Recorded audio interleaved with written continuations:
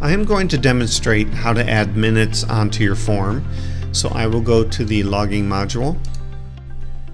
I will go to term 1 and click on record minutes. Currently I have 0 minutes on my form. So we will come back to this page and see how many minutes I've added. Click on it. I'm now on the main logging page.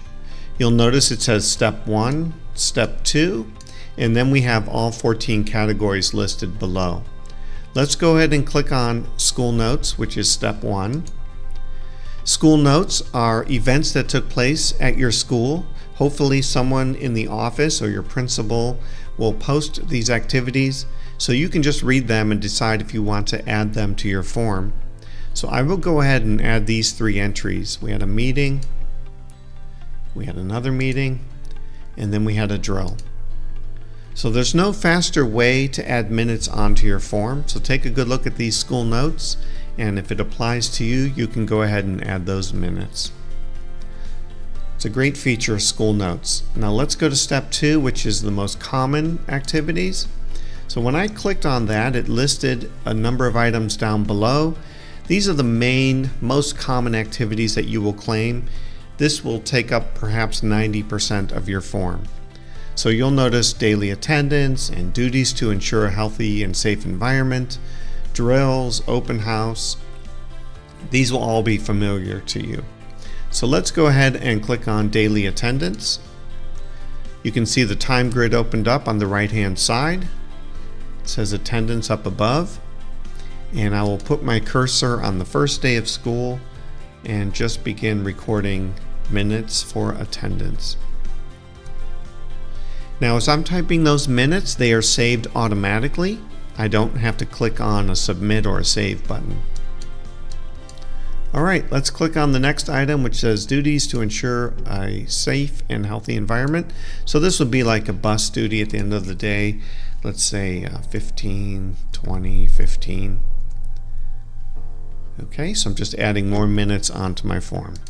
Now let's go back to our daily attendance just to show you that those minutes are still sitting on my form just as I type them in, and I can continue now and just continue adding minutes. So you can return to this page throughout the school year and just update your form as you go. So we looked at school notes, we looked at the most common list. You're really doing well at that point. You have a lot of minutes onto your form. But let's take some time and go through the different categories here. You just click on a box and look at the items we have in each category. Some of these will be listed in the most common list, so it's just a different way of getting at the categories and the activities. So at some point, go through the different categories and take a look at the activities we have. Let those activities jump out at you. You should know right away whether or not you participated in that activity. Categories 1, 2, 3, and 4 are the most common activities. You will probably have a lot of minutes on your form for those categories. Down in category 14, you'll notice we have time for completing mandated services. So your time in this website working on your mandated form, you can claim those minutes as well. And then finally we have a link that says My Form. So I click on that and I can see a list of everything I've added onto my form, and then I can go right back to that activity if I need to. And that's how you enter minutes on your form. Let's exit this page. I will go back to the main menu and I can see I have 282 minutes on my form. Now by the end of the quarter, you will probably have 3,000, 4,000, 5,000 minutes on your form, which is very common for teachers. Administrators will probably have much more time than that.